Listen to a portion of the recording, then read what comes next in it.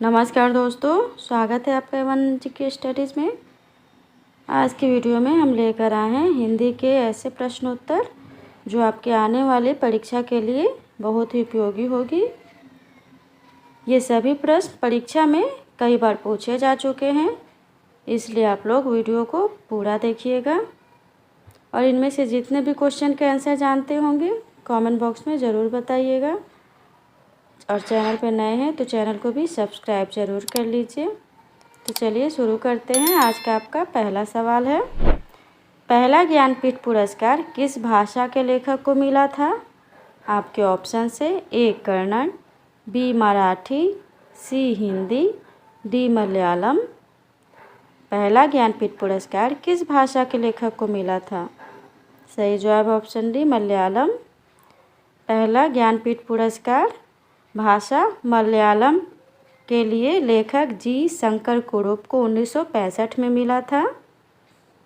अगला सवाल है, आलोचना पत्रिका का क्या स्वरूप है?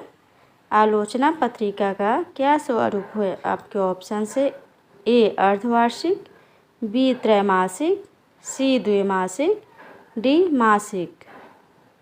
सही जवाब ऑप्शन बी त्रैमासिक। आलोचना पत्रिका त्रैमासिक पत्रिका थी।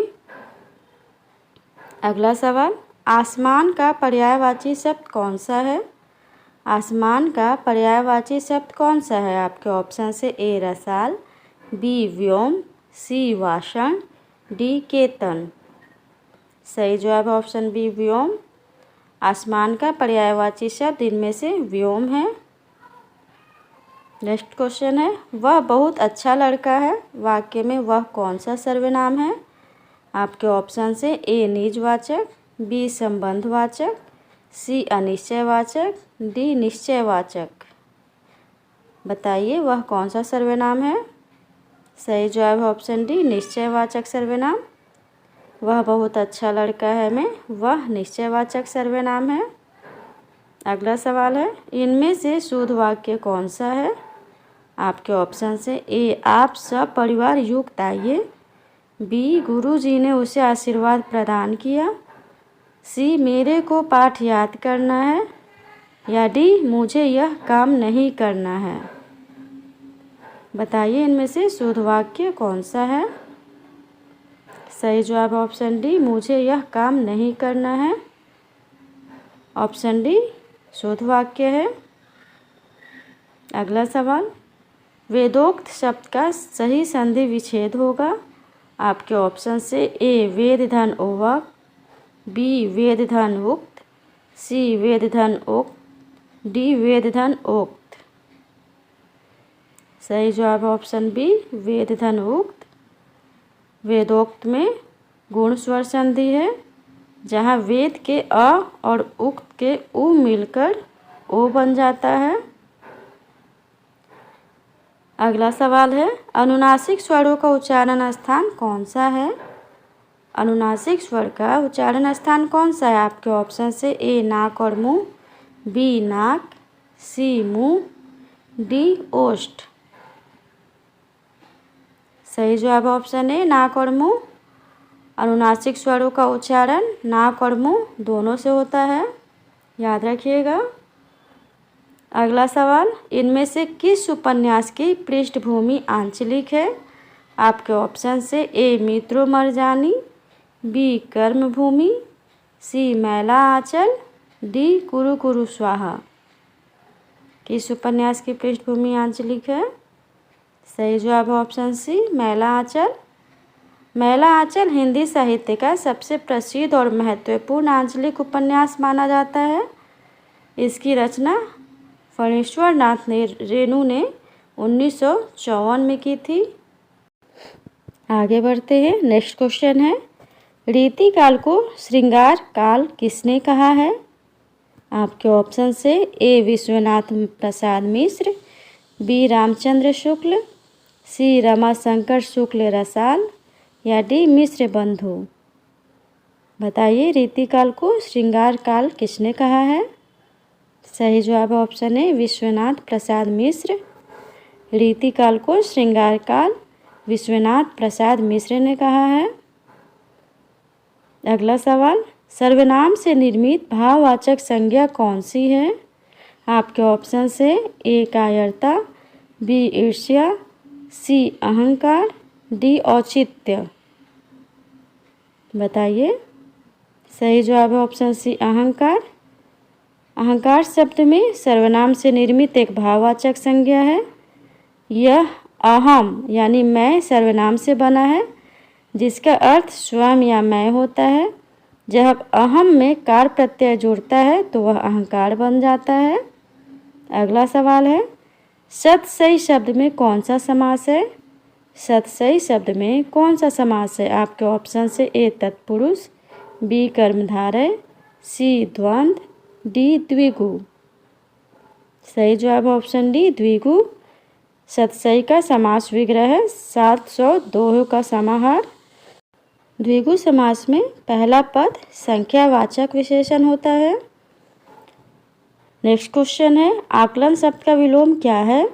आकलन शब्द का विलोम क्या है? आपके ऑप्शन से ए विकलन, बी संकलन, सी समाकलन या डी प्राकलन। बताइए। सही जवाब है ऑप्शन ए विकलन। आकलन शब्द का विलोम शब्द विकलन होता है। ये सभी प्रश्न परीक्षा के दृष्टिकोण से बहुत ही महत्वपूर्ण हैं, इसलिए आप लोग वीडियो को पूरा देखिएगा। नेक्स्ट क्वेश्चन है, नैसर्गिक शब्द का पर्यायवाची कौन सा होगा? आपके ऑप्शन से ए चतुर्दिक, बी प्राकृतिक, सी चमत्कृत या डी सत्कृत। सही जवाब ऑप्शन बी प्राकृतिक। नैसर्गिक शब्द का पर्यायवाची प्राकृतिक होगा। नैसर्गिक शब्द का अर्थ है जो प्रकृति से संबंधित हो। अगला सवाल है, रास्ते में खाने वाली भोजन सामग्री के लिए एक शब्द है।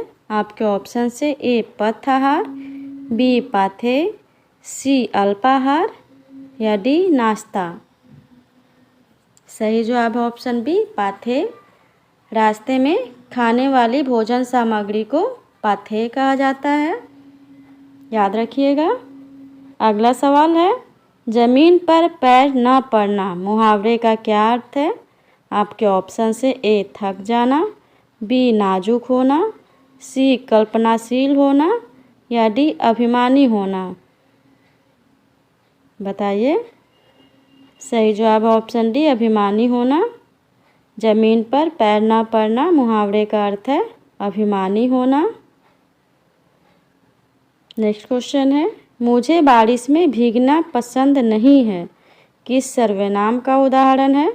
आपके ऑप्शन से ए उत्तम पुरुष, बी प्रथम पुरुष, सी उत्तम और प्रथम पुरुष दोनों या डी अन्य पुरुष। जवाब दीजिए। सही जवाब ऑप्शन है उत्तम पुरुष। मुझे बारिश में भीगना पसंद नहीं है, यह उत्तम पुरुष सर्वनाम के उदाहरण है। अगला सवाल, गाढ़ी गाढ़ी शब्द युग्म का अर्थ क्या है? आपके ऑप्शन से ए यान गहरी, बी गहरी यान, सी यान गिरी या डी यान निकाली। सही जवाब ऑप्शन ए यान गहरी। गाढ़ी का अर्थ है यान और गाढ़ी का अर्थ है गहरी। अगला सवाल, अंधे को दीपक दिखाना मुहावरे का अर्थ क्या है?